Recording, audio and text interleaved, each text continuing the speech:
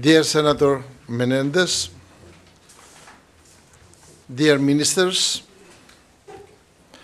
dear representatives of the foreign powers, ambassadors, professors, dear friends, dear representatives of the political parties, and I welcome the representative of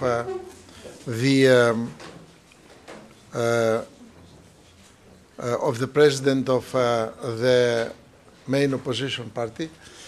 I would like, first of all, to express how sorry our Minister of Foreign Affairs, George Katrougalos, is not to be with us today. The only reason that he is not with us today is because he made a mistake. He went to the other building of the EPLO as the initial invitation was, so it is not entirely his mistake. It is also our mistake, perhaps.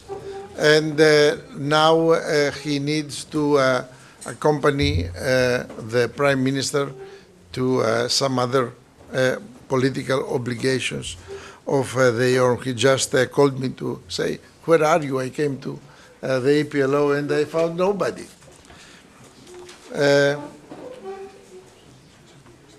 Dear Vice Governor of the Bank of Greece, dear Minister of Justice of the Republic of Hungary, thank you for being with us today. Ladies and gentlemen, the European Public Law Organization has the honor to receive today the Honorable Robert Menendez, Senator of New Jersey in the USA Congress, and great friend of Greece and Cyprus.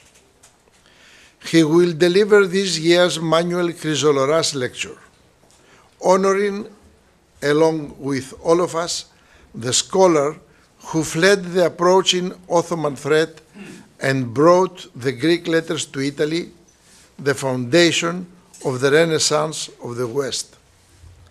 Manuel Chrysoloras was born in 1350 and was the first Greek living in Constantinople to introduce Greek literature in Italy. He was born from a distinguished family and became soon very famous for his excellent diplomatic and teaching qualities. In 1394, Emmanuel II Palaeologos, Emmanuel II Palaeologos, Roman Emperor of Constantinople, dispatched him to Venice together with other officials to search for help. In 1396, the Secretary General of the city of Florence named him official teacher of the Greek language at the Stadium of Florence. One can also recall Chrysoloras' travels around Europe, accompanying the Emperor Emmanuel II, as well as his tasks of ambassador of the Emperor in the biggest cities of Europe. Manuel Chrysoloras was the most prominent personality of the Greek Orient in the Italian Renaissance. He thus symbolizes the Greek contribution to the rebirth of European ideas.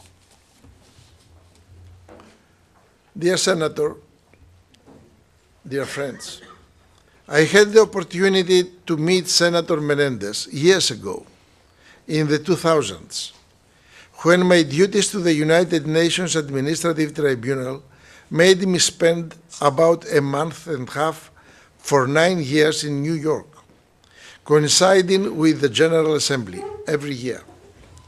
In those years, there were 3 personalities shining in the world of the United Nations and the Hellenic diaspora: Ambassador Dimis Vasilakis, permanent representative of Greece to the UN, Ambassador Andreas Mavrogiannis, permanent representative of Cyprus to the UN, and Panikos Papanikolaou, President of the Cypriot Confederation in the United States of America.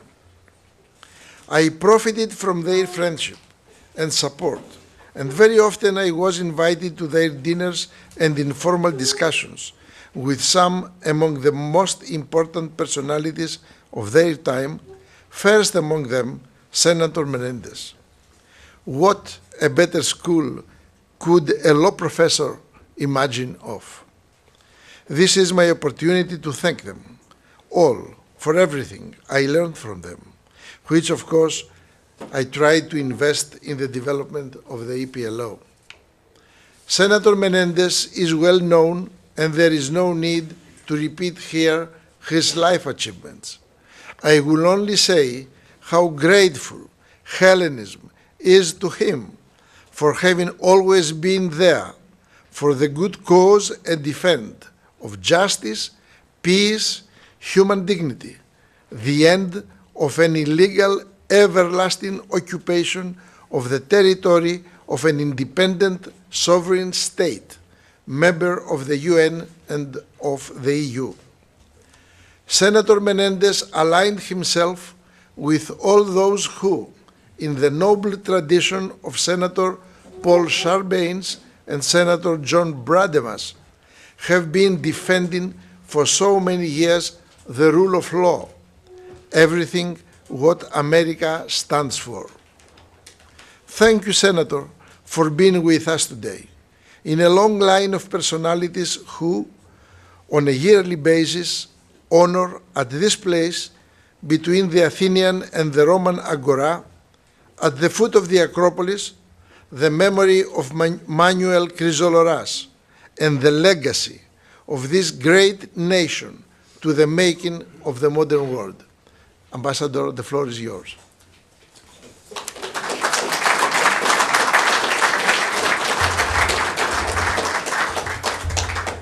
Ευχαριστώ.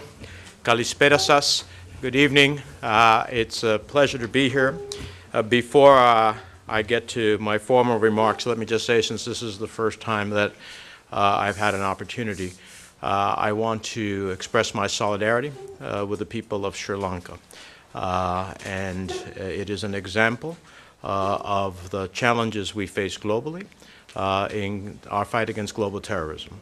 And our thoughts and prayers are with those who lost a loved one, including Americans who were lost in this tragic attack. Professor Foliadis, I want to thank you for your kind introduction and your warm welcome here in Athens. EPLO's leadership and scholarship in the advancement of public law in Europe is essential in an uncertain world with more and more autocrats seeking to flout the rules of the road, so essential to our economic well-being, shared prosperity and security. So please keep up the great work, and thank you for putting such a young picture of me up that was another time. I don't even know when that was, but in any event, thank you very much. I'm honored to be in the presence of such a prominent group of government officials, members of parliament, and representatives of the diplomatic corps. And in particular, I also want to single out my very dear fellow Americans who are here and have invested so much in Greece, Dimitrios Kalolidis, Panicos Papanikolaou, my dear friend Tassos Sambas. I also want to acknowledge the presence of the United States Ambassador, Jeff Pyatt. Ambassador Pyatt and I first met in my visit to Ukraine when he was ambassador there. During that time, Russian troops were streaming across the border, the beginning of an armed conflict that continues to this day. Jeff helped Ukraine get on its feet during the darkest hours of its modern history, and I am proud of the work he did representing the United States in Ukraine, and I am glad that he and the U.S. Embassy team here in Athens are working every day to strengthen this critically important bond between our countries. He is among the best of our foreign service career personnel, and thank you, Ambassador, for your work on behalf of our countries. I'm honored to be delivering the 15th Manuel Chrysoloras Lecture here at EPLO. The legacy and work of Mr. Chrysoloras has been studied for centuries. He was an exceptional figure, extolling and exporting the knowledge and wisdom of the greats from Homer to Plato in the Greek language. His legacy serves as an inspiration to so many of Hellenic descent today who work in academia and elsewhere to breathe renewed life into ancient Greek tradition, language, and culture. His legacy also serves as an inspiration to those of us who may not have Greek blood, but feel a deep connection to all that Hellenic culture has contributed to our shared civilization through the centuries. And now I am here before you as someone who believes that these contributions from ancient civilization, these quintessentially Greek values, truly do underpin the international order in our modern day and provide the basis for democracy and the rule of law around the world. I serve as the ranking Democrat, the ranking member, the top Democrat on the Senate Foreign Relations Committee, a position that gives me a purview over the conduct of U.S. foreign policy across the world. On our committee, we continuously examine our core interests as a country. Who are our true allies and our strategic alliances? Who are our competitors? Who are our adversaries? How do we implement a foreign policy that contributes to a safer world, one that is more prosperous, one with more open societies, one that is more democratic? And as you are well aware, the challenges in U.S. foreign policy abound: a rising China, a revanchist Russia, terrorism, the war in Afghanistan, a dictatorship in Venezuela, nuclear arms in North Korea, just to mention a few. I say that in the 27 years that I have sat doing foreign policy in the United States Congress, I have never seen from the committee's perch the challenges, the confluence of global challenges have never been greater since the Cold War. To confront these problems, we need allies and friends in democratic countries, countries that share our values of democracy, our respect for human rights and open economies, countries that share a deep respect for the rule of law, countries that share our outlook on security.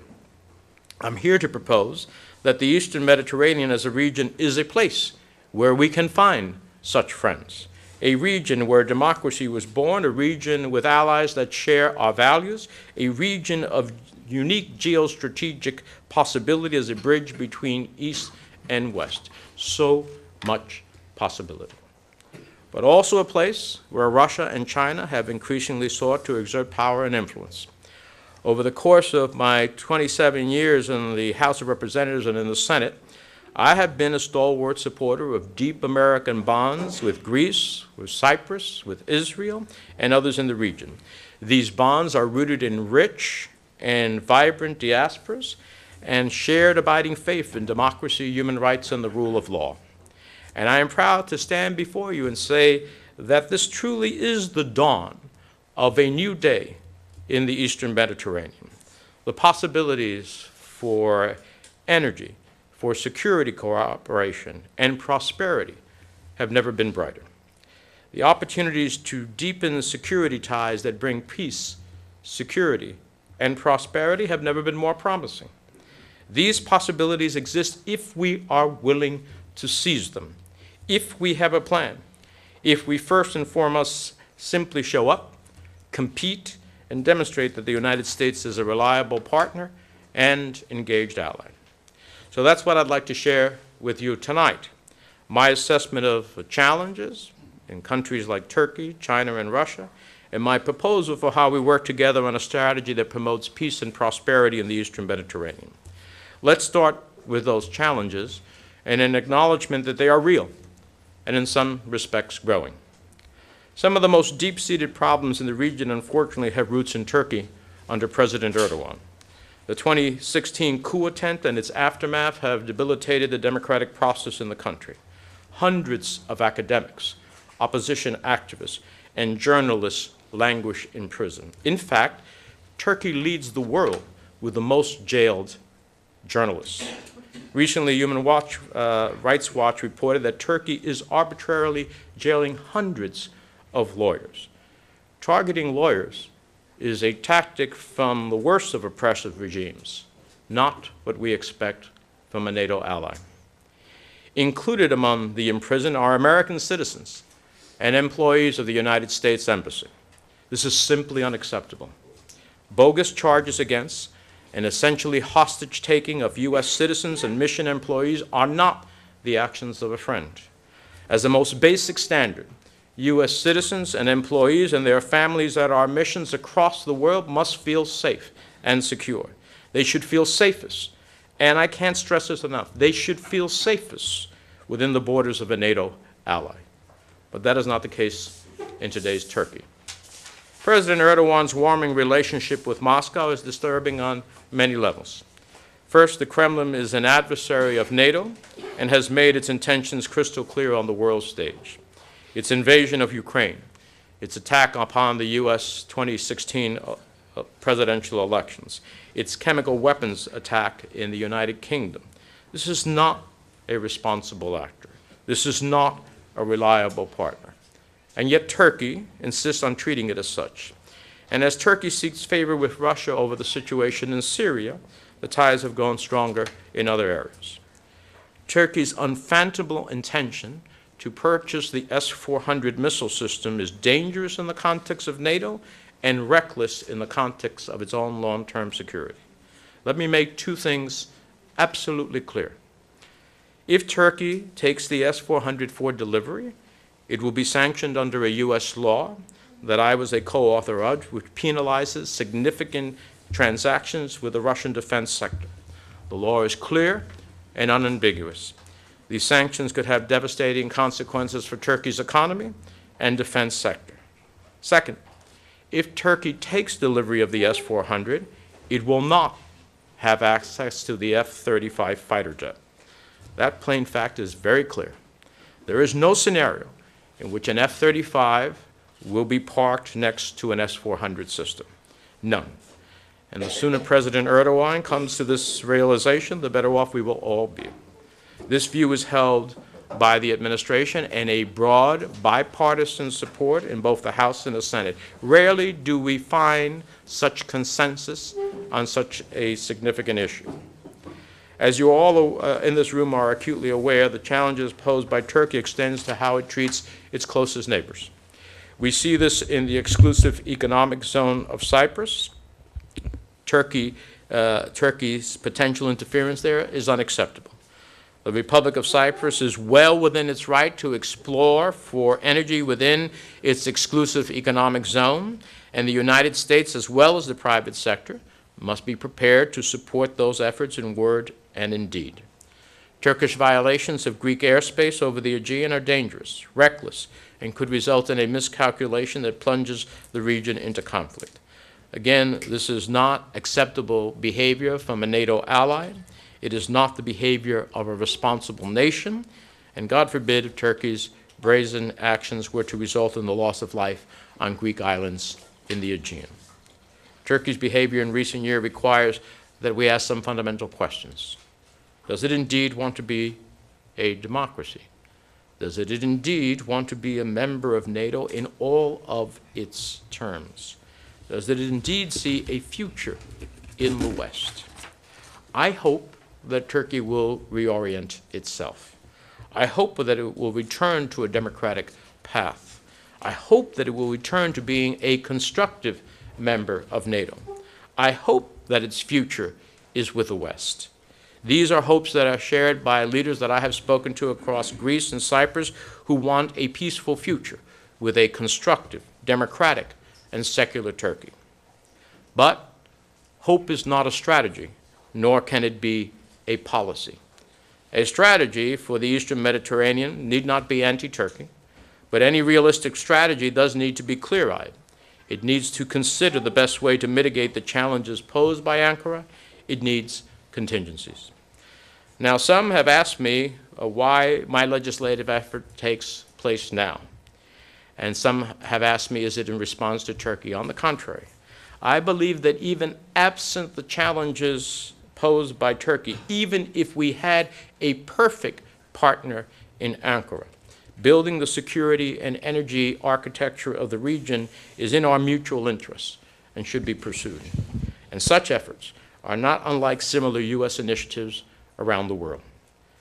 The region has also increasingly become a platform and crossroads for Russian and Chinese influence. As we have come to realize, China plays four-dimensional chess around the world, militarily, economically, diplomatically, and culturally. If you need an understanding for how China's Belt and Road Initiative will play out on the world stage, you need not look any further than the island-building campaign in the South China Sea. These efforts threaten not just regional stability, but the free flow of commerce to freedom of navigation, to the resolution of disputes consistent with international law. Through its Belt and Road Initiative, China has used lucrative port contracts and supported bodies like the UN to grow its influence and win friendly trade terms. Globally, China's brand of international diplomacy is best described as manipulative investment. The U.S. may not be in a position, as well as the EU, to counter dollar for dollar China's state-owned enterprises or checkbook as it builds infrastructure around the world.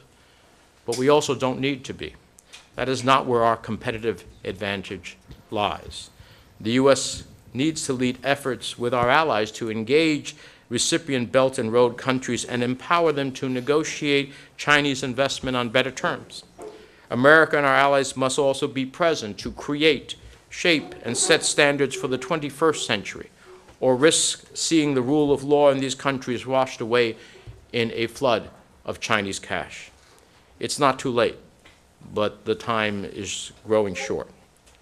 Revitalizing the rules-based order that brought us peace and prosperity after World War II for nearly 3/4 of a century, and institutions built for the 21st century means dealing with the challenges posed in many different iterations by technology, by artificial intelligence. It means being honest about how these advances can lead to economic displacement. It means reforming our institutions in a way that delivers prosperity and economic opportunity for all of our people. Our best hope at establishing the rules of the road for the future of global commerce is to work together. For example, the increasing prevalence of Huawei and other Chinese technologies in the European market is of growing concern, and it's akin to entering into a deal where the Chinese military is your partner, but also maybe your Achilles heel. I have similar concerns about Chinese investments in infrastructure, like the port of Piraeus here in Athens. What may seem like regular economic transactions could have serious security implications. While these ports may be commercially desirable, can they be relied upon on times of national emergency when the movement of goods or military vessels becomes critical? This requires the United States, the European Union, and the international financial institutions we set up after World War II to step up to the challenge, to be present, and to counter Beijing's efforts to snap up infrastructure. As I understand it, Greece engaged in the Piraeus deal when in the depths of its economic crisis. Had the international community woken up to the potential implications of Chinese investment at the time, perhaps something could have been done to support Greek efforts to find alternative investors. Likewise, the United States must work with our allies to counter aggression by the Russian Federation. Russia has made clear an intention to be more active in the Eastern Mediterranean and the Middle East, starting with its support for a war criminal in Damascus to its aggressive efforts to use energy as a manipulative weapon throughout Europe. Russia has proven to be an unreliable actor, one that long ago decided to disregard the rules-based international order. As we saw last week, the Mueller report clearly described the Kremlin's assault on the U.S. democratic system. Russia's malign influence operations very well may destabilize some elements of the European Parliament elections in May. I've argued for years that weakness in the international response to Russian assertiveness will only invite more aggression from the Kremlin. And Russia's pressure on governments across the Eastern Mediterranean is real and sustained. It's unacceptable. But with no real multilateral strategy to address Russia in place, we remain flat-footed while President Putin charges ahead. That's why last month, Senator Lindsey Graham and I introduced the Defending America's Security from Kremlin Aggression Act, or DASCA, to improve our ability to meet the Russian challenge. The bill increases sanctions pressure on Moscow for its aggression in Ukraine, its annexation of Crimea, continuing illegal occupation, its continuing destabilization of eastern Ukraine, its malicious influence campaigns, both by targeting the oligarchs complicit in the Kremlin's malign actions as well as Russia's energy and financial sectors. Now, I know that there are differing views among our allies as to whether increasing sanctions is the right approach. But as we confront serious challenges from bullies on the world stage, we have to think about what is in our foreign policy toolbox. Unlike Russia, which uses its military as a tool of first resort to pursue its aims abroad, we, as peaceful democratic nations, seek to use peaceful diplomacy tools to change a course of actions of countries that are violating the international order. We have a limited universe of what those peaceful diplomacy tools are. The use of our international opinion to the extent that a leader or a country is truly susceptible to changing the course of events because of international opinion. Many autocrats simply are not. The use of aid and trade to induce a country to act a certain way, and then the denial of aid and trade and access to financial institutions as a consequence for violating the international order. Other than that, our universe of peaceful diplomacy tools are limited. So if we are to respond to violations of international law, then we have to come together in common cause to achieve the results that we want. In the case of Russia, these tools have not worked, so we resort to the tools of peaceful diplomacy outside of sanctions have not worked. We want Russia to be a different global player. We want it to be part of the international norms. We want it to observe international law. We want it to be constructive, but it cannot be constructive with so much of what it's done. So when people ask me why, let's remember the facts. Recent history speaks volumes. The partnership with Maduro in Venezuela leading to untold suffering in one of the most prosperous countries in Latin America, the illegal occupation of Crimea, the attack in the Kerch Strait, the use of chemical weapons against an opponent in the United Kingdom, the assault on the 2016 U.S. elections, propping up of the butcher and war criminal in Damascus, the violation of international law on the high seas, and I could go on and on. I believe Moscow will continue to push until it meets genuine resistance. Our sanctions thus far have failed to change Kremlin behavior because they have not succeeded in changing the Kremlin's calculus. Countering Russia's malign influence also demands more resources. That's why we seek to bolster the State Department's Global Engagement Center, the NATO-EU Hybrid Center, and other non-governmental efforts in the US and Europe. All of these entities must be present, especially here in the Eastern Mediterranean, where the Kremlin clearly seeks a strategic foothold. So this is how I see some of our challenges to the region. From Turkey to China to Russia, they are real, they are growing, and it calls for the United States to be more present, more active, and more strategic. And it also calls for a plan. So what is our answer? We can't simply complain about Turkey or China and Russia. We have to offer a positive vision for the region moving forward. A good starting place is the legislation I introduced last week in the United States Senate with my colleague, Republican Senator Marco Rubio. The Eastern Mediterranean Security and Energy Partnership Act, and I emphasize that, we could have chosen to call it anything. We believe in it in a partnership. It sends a clear message from the Congress to the region and the world. The Eastern Mediterranean is a region of central importance to our country, and it must therefore figure more prominently in how we allocate diplomatic energy, engagement, and resources. Here in the Eastern Mediterranean, I applaud the work of Secretary Pompeo, whose participation in the 3+1 in Jerusalem last month was historic. I urge him to participate in the next meeting. The engagement must be sustained and also take place at the highest levels. Putin and Xi have proven ready to meet with the region's leaders regularly. If the United States is serious, President Trump must do the same. We cannot expect our views to prevail if we don't show up. Our bill has one overriding message. The United States should be much more present in the Eastern Mediterranean and support our friends. Let me start with Greece. Here in this ancient city, the concept of democratic government was born so many hundreds of years ago. And this proud Hellenic legacy has seen this country through wars and economic hardship. And through the centuries, this city, this place, has served to inspire so many around the world to aspire for a better democratic future for themselves. This was especially true in recent years, as Greek democratic institutions proved remarkably resilient in the face of devastating economic challenges. The recent U.S.-Greece strategic dialogue was an important step forward, and I applaud the hard work of the teams on both sides. I'm proud to say that under Ambassador Pyatt's leadership, our defense relationship with Greece is the strongest it has ever been. As a NATO member since 1952, Greece is a key contributor to the alliance, starting with its 2% of GDP spending on defense. Greece actively participates in Afghanistan, in the Baltic air policing missions. I commend its joint command at Thessaloniki's NATO Rapid Deployment Center. Shoulder to shoulder across the world, this partnership is essential to accomplishing our common security goals. The Greek-U.S. partnership at Suda Bay and other installations across the country truly do set a world standard for how security cooperation conducted on the basis of mutual trust, mutual values, mutual respect, and mutual security interests can be done right.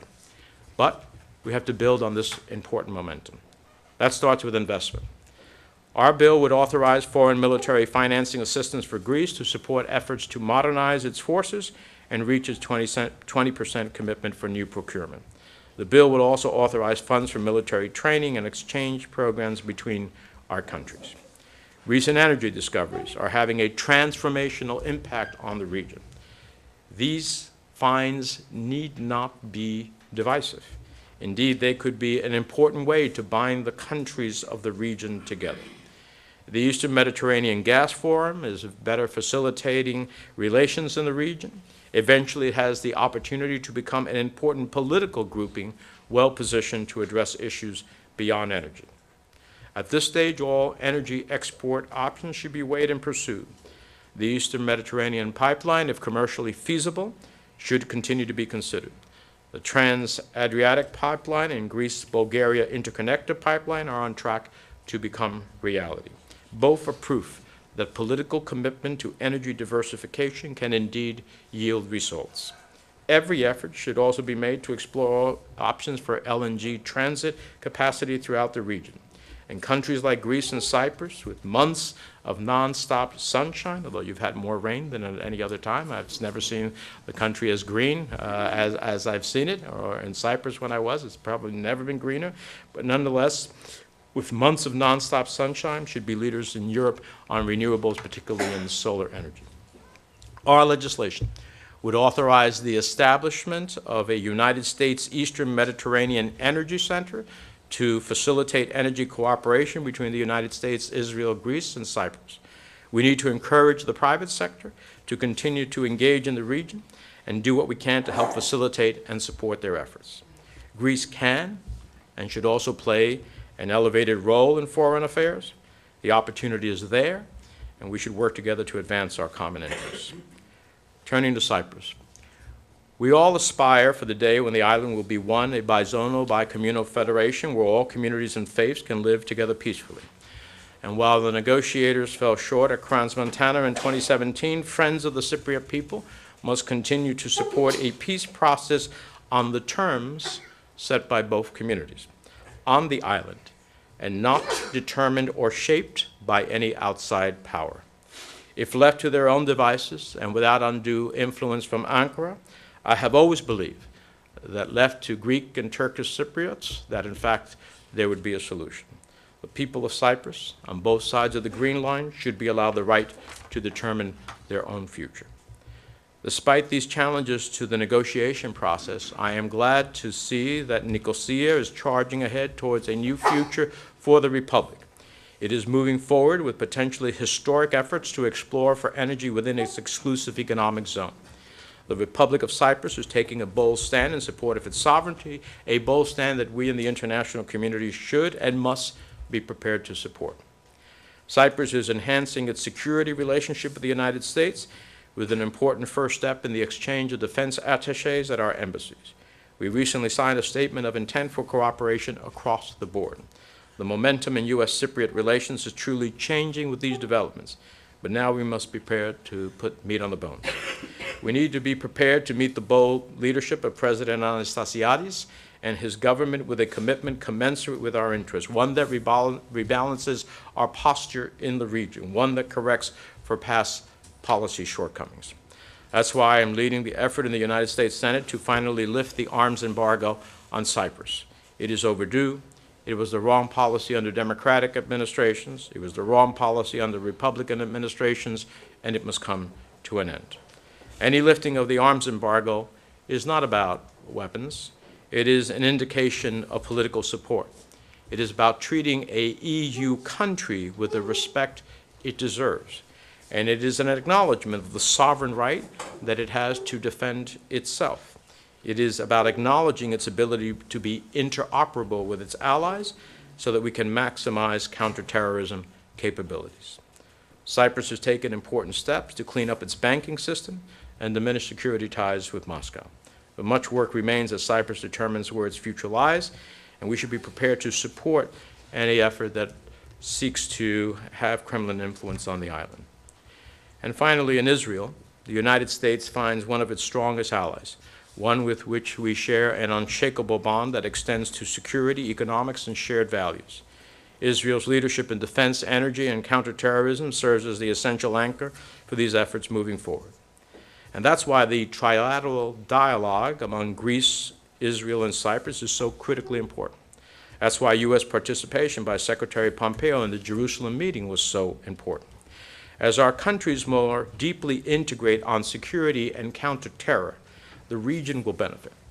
As the three integrate energy exploration and distribution, the region and European energy options will be better diversified away from the Russian gas station. In conclusion, my friends, we have a tremendous opportunity to change the course of events for the better. With strong support in Congress to our legislation, the relevant players in our American system are focused and engaged. We are starting the long, slow turn of the American ship of state in the Eastern Mediterranean. But we can't rest on our laurels. We can't expect the policy process to continue on autopilot. We must keep up the momentum, and together we must make clear that there is no turning back. Tonight in Athens, I come before you as a true friend of the Hellenic people. On a personal note, as many of you in this room know, my family roots hail from Cuba, an island country that has suffered for decades under the grip of an unrelenting dictatorship. I've always drawn inspiration from the Greek people, who set the standard for democracy and freedom that we know today, a standard that Manuel Chrysoloras shared with so many Europeans hundreds of years ago. Cyprus is also an island nation, one that has fallen victim to repression in the form of an external invasion. I deeply admire the resilience of the Cypriot people, so many of whom lost their homes in the north after the invasion.